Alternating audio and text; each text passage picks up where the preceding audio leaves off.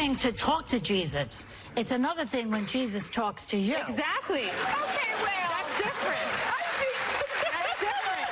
That's called mental illness, if I'm not correct. My question is, can he talk to Mary Magdalene without his wife in the room? It's another thing when Jesus talks to you. That's called mental illness. That was Joy Behar yesterday on The View.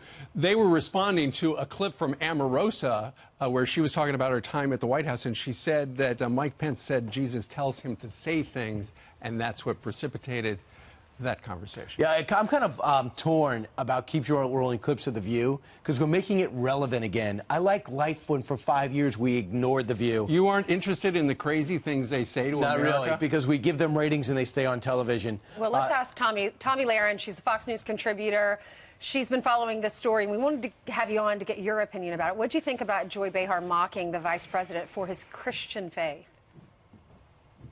Well, who is she to judge how often our vice president should speak to his Lord and Savior? Who is she to mock anyone for their faith? These people are really, really amazing to me because they preach day in and day out about tolerance and love for everyone except conservative Christians. And then they can mock you and it's funny and you're something that they can use for their jokes around the table and they can all cackle about it. It's really disgusting, not surprising, but disgusting. If you want Joy Behar to be quiet, just say that maybe someone is speaking to Allah and Allah talks back. She would not be mocking that.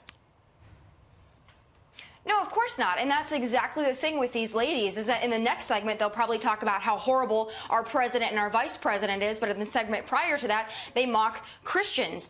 Again, they live in a world where men can be women, women can be men. But if you're a conservative Christian, you have a mental illness. There's something wrong with the women at that table, for sure. You know, I just felt sorry for her. As a Christian, obviously, she doesn't know Christ. She doesn't know the joy and the love that he provides to so many people. And so it just made me feel sorry for her. I think she's Jewish, isn't she? And Meghan McCain said Jesus speaks to her every morning. So you got both sides of it.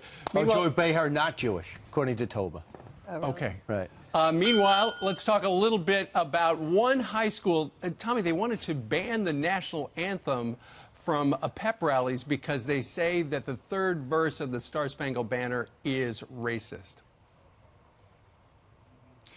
Well, again, I hope that Colin Kaepernick and his friends are mighty proud of themselves because they created this trend and it continues onward. And now it's touched high schools, it's touched elementary schools, it's touched sports teams, it's touched every corner of this nation. And it's really sad. Since when did the national anthem become a partisan thing? Since when did it become a racist thing? This is something that all Americans used to stand for, put their hands over their hearts, and believe in. This was something that as Americans united us. And once again, we've got certain individuals in this country that have made it mainstream to disrespect the country, disrespect the flag, disrespect the anthem.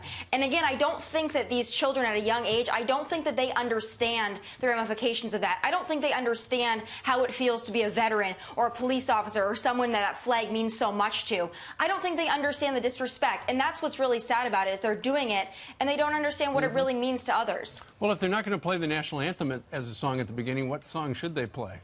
That's the question. Right. A lot of people like God Bless America bad, but I don't think they're looking to substitute that. This letter is from the student body president. Says, we understand that this third verse is not included when the anthem is performed, but still, what does this tell us? This verse translated finds joy in the killing of African Americans. To think that our national anthems once had the words slave and land of the free in the same sentence leaves me speechless. Now let's talk about something that we're reporting on way too much, and that is the shooting of a police officer, 2 over the weekend in Ohio, and then we lost the commander in Chicago, Commander Paul Bauer. Last year at this time, we had 5 officers dead. That's 5 too many. But now we're up to 11. What is going on? Well, the war on cops is certainly real, but I think beyond that, it's up to us to make it mainstream to discuss the lives of these police officers, to honor them, because if we remember them, we remember their memory, their legacy can truly live on. So beyond this, beyond talking about how sad it is and the statistics and how deadly even the year 2016, 2017 was for law enforcement, I think moving forward, it's up to us and it's up to networks, especially Fox News, to talk about the lives of these officers and to truly appreciate them, because I know it means the world to their families when we do so. They put so much out on the line each and every single day. They do it for little praise and not enough money, and it's up to us to salute them. And again, any officer lost is one too many, and my heart really breaks for their family members in the community because you can tell he was greatly loved. Indeed, he was. All right. Tommy, thank you very much for joining us from the West Coast this morning. Thanks, Tom. Last night, the vice president was on Sean Hannity talking about the recent conversation he had with Joy Behar. Take a look. You and I know that criticism comes with public life, but I felt it was important that I defend the faith of tens of millions of Americans against that kind of slander. And I did so. And, you know, I give Joy Behar a lot of credit.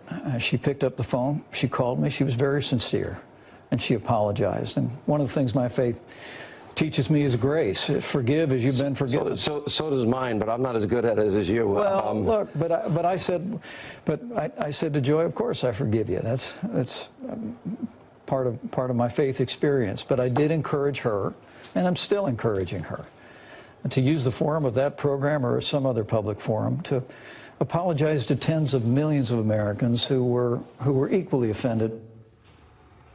So I think Vice President Pence is right.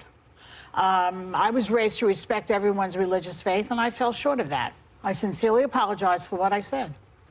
Okay.